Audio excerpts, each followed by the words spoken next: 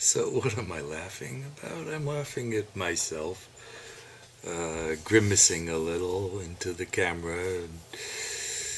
And, hey, you want to start looking, start with a nice looking face, or happy, or God knows what. So, making faces at myself, and that puts me into a jovial mood, I guess. So, namaste. Yeah, I greet that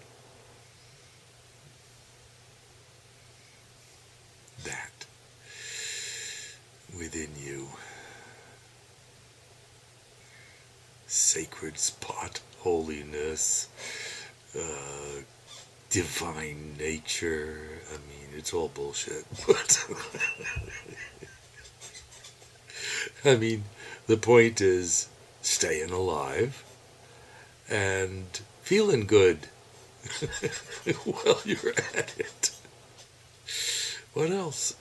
So, anyway, I think I just feel like talking my fancy 30 something euro dollar shirt that says, "Don't underestimate an old man who is born in June." Yes.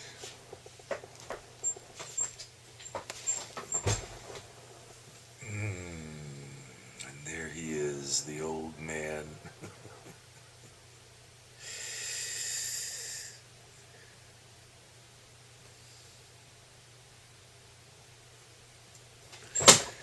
So I just feel like talking.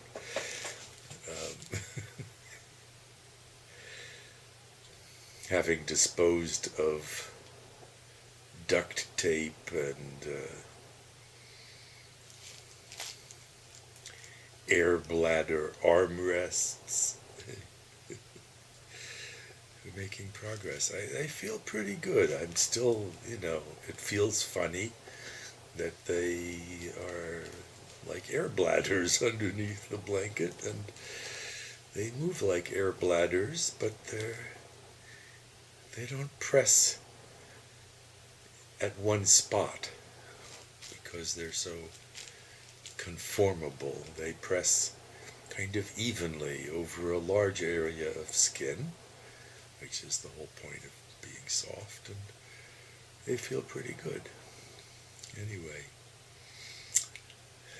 it's now, 3:40 or so in the afternoon, having arisen at 11:05, awakened by my pill alarm, my pills alarm, not pills, not pilts, but pills, or drugs. Drugs, yes.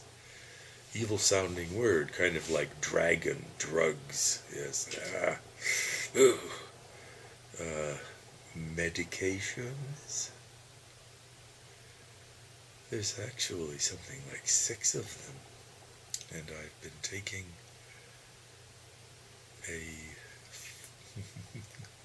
product of Big Pharma, namely metoprolol beta blocker, for 35 years now, daily, once, twice, whatever. These days it's twice, half a pill. Aiming to keep a kind of steady flow of drug-enhanced euphoria, whatever. There's that. Blood thinners and diuretic, cholesterol, fuckers, whatever, anyway.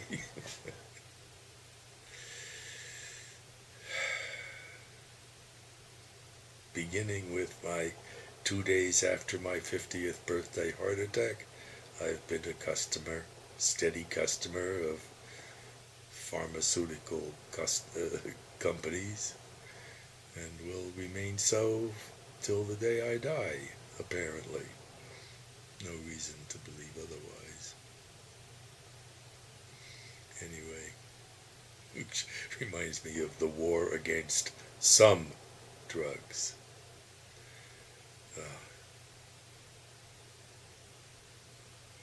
It's a profit-making venture between state and black market. Oh, it's so much easier to catch a kid with a joint than it is to catch a robber or a murderer. Easy success, and so forth and so on. Insane. Insane. Prohibition is evil. Doesn't mean that parents shouldn't prohibit things for their kids. That's otherwise. But treating adults like children is evil and cruel.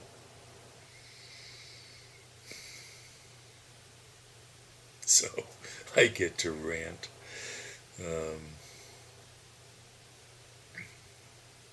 Think of homeland insecurity and, oh my, terrorism. Every bad guy is a terrorist. Every terrorist is a bad guy. We're fighting a war against terrorism. One of our main anti-terroristic attack modes is a drone with a Hellfire missile flying out of sight, out of sound, out of hearing, until the Hellfire missile obliterates a wedding or a funeral or, a compound, or, it's always compounds. The bad guys live in compounds. Anyway. So what would I really like to rant about? I don't know. Oh. I have this. I bring it close to my face because the camera selectively focuses on my face. With my Saturn rock. Quarter glass. That happens to be Highland Park, my favorite single malt Scotch whiskey. The first single malt ever that I tried, I think, that I have tasted, and one of very few that I've tasted, maybe 3 or 4 others, to kind of, reasonably priced single malt whiskeys. I'm not into big bucks here. Purportedly, there's one bottle of McCarrick, or whatever the hell it is, that is offered for $60,000. I don't know. Anyway, Highland Park is in the reasonable price area of 30 or so, 35 euros for a bottle. Up 10 or so from the Chivas Regal that used to be my one and only drinkable Scotch wherever I went, and of course everybody has it, so it's not a bad standard to settle on. But lately, of course, I've shifted so that I actually enjoy real cheap shit rot gut Scotch, and then the occasional, as in this case, half glass which I drank half of very, very early this morning, probably close to 5 a.m., still up from the night. In any case, I drank only half of it, just 2 sips, I think, and I left another 2 sips for mañana. That's now. Now, theoretically, I don't drink scotch before 9 p.m. Why? To prove to myself that I am not an alcoholic. Oh my God.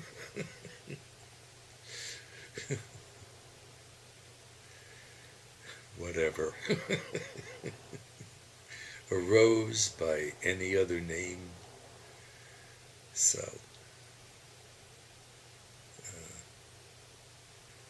if it means anything, it's very true that I never, in the morning, after a longish sleep, I never come present to anything like, oh, I've got to have a drink. Never, ever.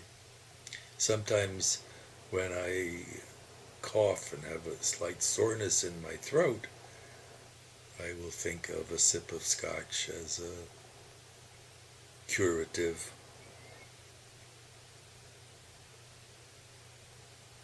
And in any case, there has been just a slight, you could say, underground or grassroots revolt against the idea that 9 p.m. has any significance. But it's a deliberately drawn line to prove, really simply, to prove to myself that I'm not an alcoholic. I've got control, see? And on the other hand, there's an aspect of me that says, fine, you've got control. That means you don't need lines drawn in the sand. You're in charge, and you're doing fine, which is actually true, as I really don't drink more than the let's say 75 milliliters of scotch or 30 milliliters of alcohol in any day lately. There's no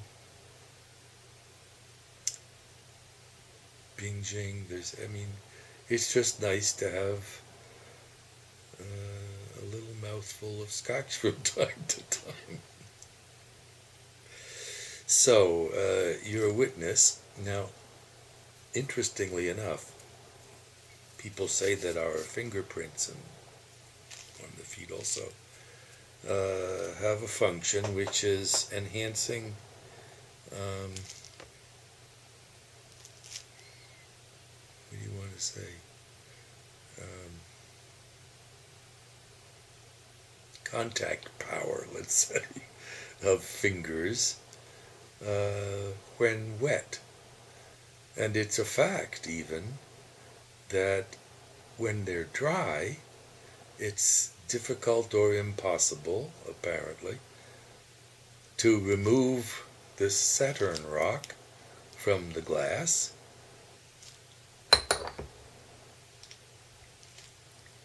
Like so. But I take my normally reasonably dry hand, lick my fingers, wipe it off so it's not really wet, it's just moistened, and with that there's a very solid grasp, which I could not do on this curved surface before. Now I can. See, I can't reach the bottom side. I have to have enough adhesion between my fingers, thumb, and the ball to hold the weight of it, and it's pretty heavy. I'll weigh it one of these days and tell you. But I think it's like 100 grams or something. In any case, with moistened and now even dried afterwards fingers, grabbing it is easy. So, now I've grabbed it, removed it, and you, if you're whoever's there, including this you here,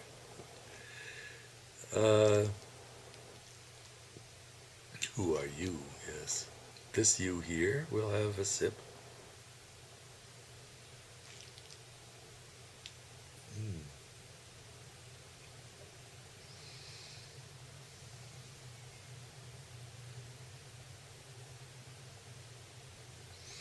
What sets this apart is the strong, slightly smoky sensation, particularly on the sides of the tongue, the kind of whole length or concentrated maybe towards the back, of warm, burning, a sensation that I find pleasurable and which persists still now. That sensation is present, though fading. And it's the area that's excited, to my excitement anyway, particularly by my beloved hamachi sashimi. That area of the tongue is excited by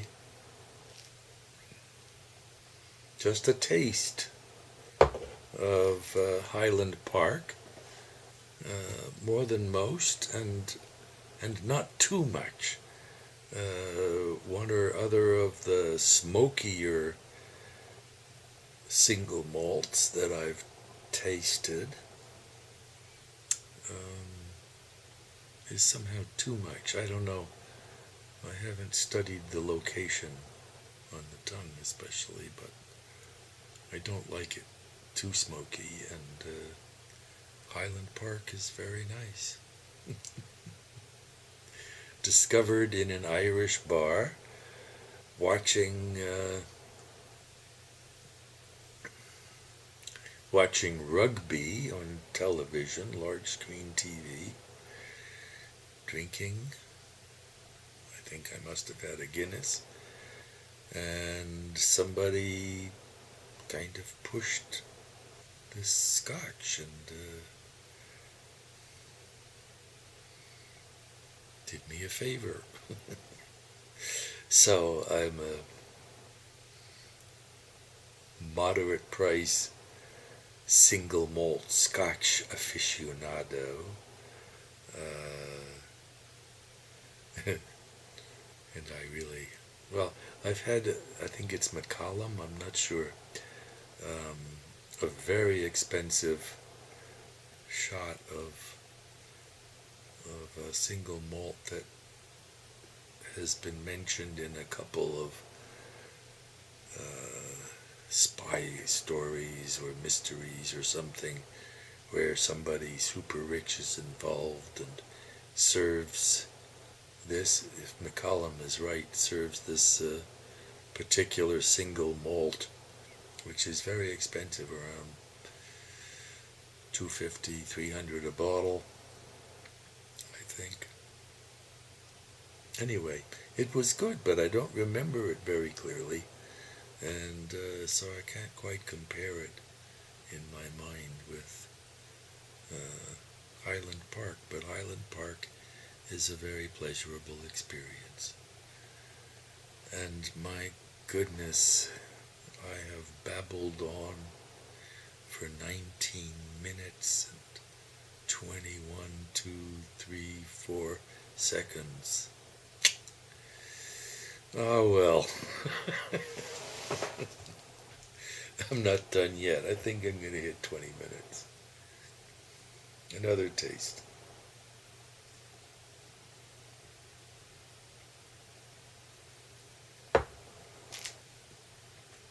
And you can see that it's really just a taste. I think I'll finish this before long.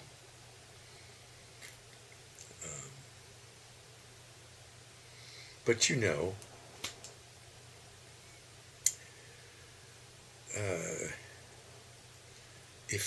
if I'm to consider myself in any way in control, meaning I'm not a slave of whiskey,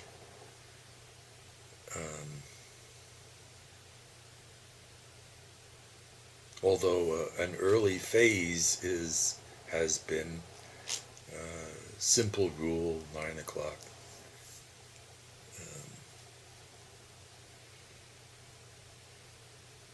If I go to sleep, then when I wake up, it's a new day, and in that new day, not till 9 o'clock.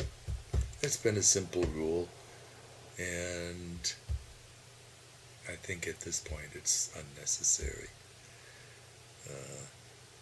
It's a good rule of thumb. I think that I am still aligned with, at least with, not pouring a new glass until 9 o'clock.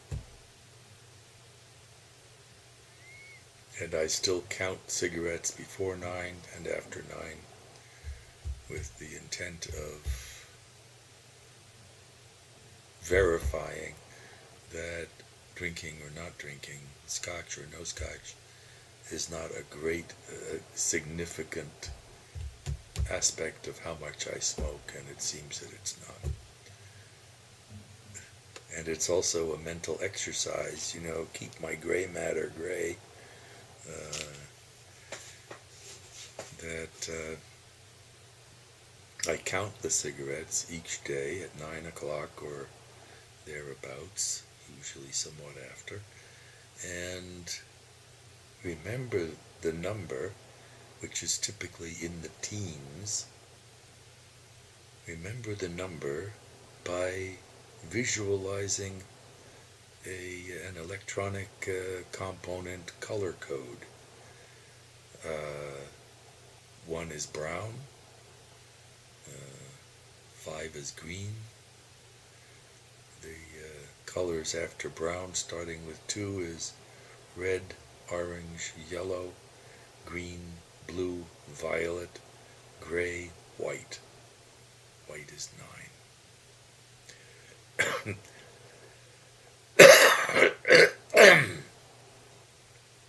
I have spent so many seconds of my life decoding color codes on resistors, capacitors, whatever, mostly resistors.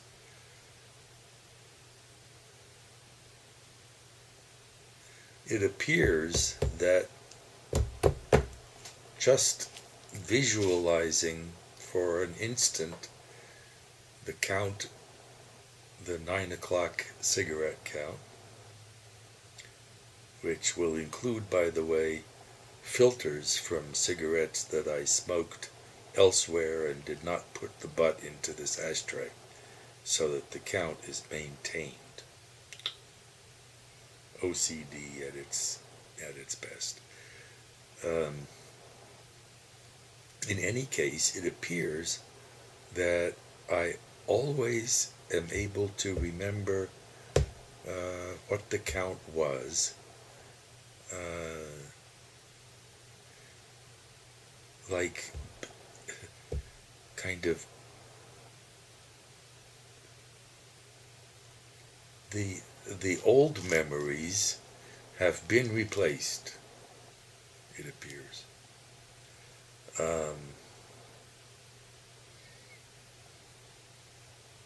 At least I don't have the feeling that I've failed to remember correctly, given this system. And I see a low battery at 24 minutes and 28 seconds. Oh my God. Namaste. Grüß Gott.